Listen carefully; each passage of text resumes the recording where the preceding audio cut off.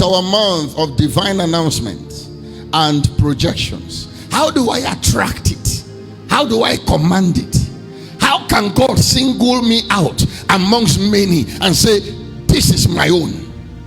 How can God single me out amongst many and fight for me? How can it look as though I am the only one that is serving the Lord among so many? How is it that I will be the one testifying at the end of the day of the goodness of God, of the mercy of God, of the hand of God, and of the grace of God? What is it that is necessary for me to do in order to attract that divine announcement?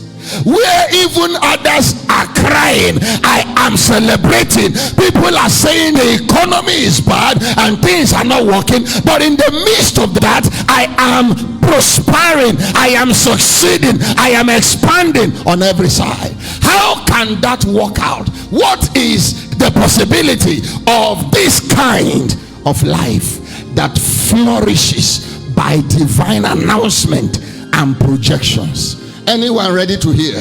Luke chapter 9 verse 28 to 35. And it came to pass about an 8 days after this says, he took Peter and John and James and went up into a mountain to pray. And as he prayed, the fashion of his countenance was altered. Hallelujah. And his raiment was white and glistering. And behold, they talked with him, 2 men, which were Moses and Elias. All of this were happening where? In the place of prayer. Say with me, in the place of prayer. Who appeared in glory and spake of his disease, which he should accomplish at Jerusalem. But Peter and they that were with him were heavy with sleep. And when they were awake, they saw his glory, and the 2 men that stood with him. They saw. So it wasn't only Jesus who saw Elijah and Moses. Peter, James, and John, they also saw them. They saw the glory of the Son of God, and they encountered what he was encountering in the place of prayer. Help me say to somebody by your side, in the place of prayer. All right, look at the next verse. And it came to pass, as they departed from him, Peter said unto Jesus, Master, it is good for us to be here, and let us make 3 tabernacles, one for thee, and one for Moses, and one for Elias. Not knowing what he said, he was just talking because he just must talk. Peter the talkative. Hallelujah.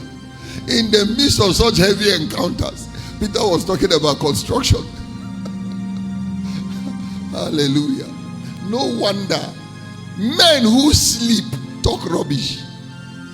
Too much sleep can make you talk anyhow. Too much sleep can make you misbehave. Too much sleep will definitely make you react in the flesh. He woke up in the center of glory, the epic of God's glory. Right in the midst of that, he started talking about carnal things. Why? Because he was asleep while the master was praying. Hallelujah. While he thus spake, there came a cloud and overshadowed them, and they feared as they entered into the cloud. So even them too entered into the cloud. Can you have an encounter that will affect you and affect your generation?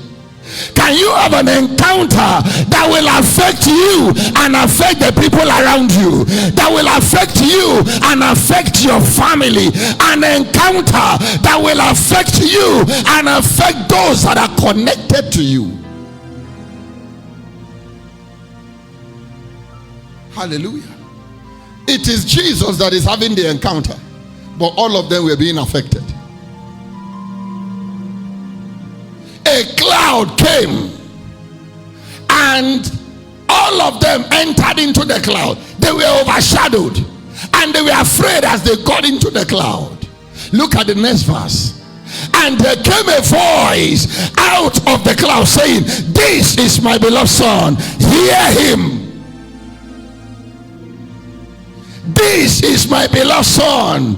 I am not announcing a Moses. I am not announcing Elijah. There is one that you must hear. This is my beloved son. That is what will distinguish you from the other church members.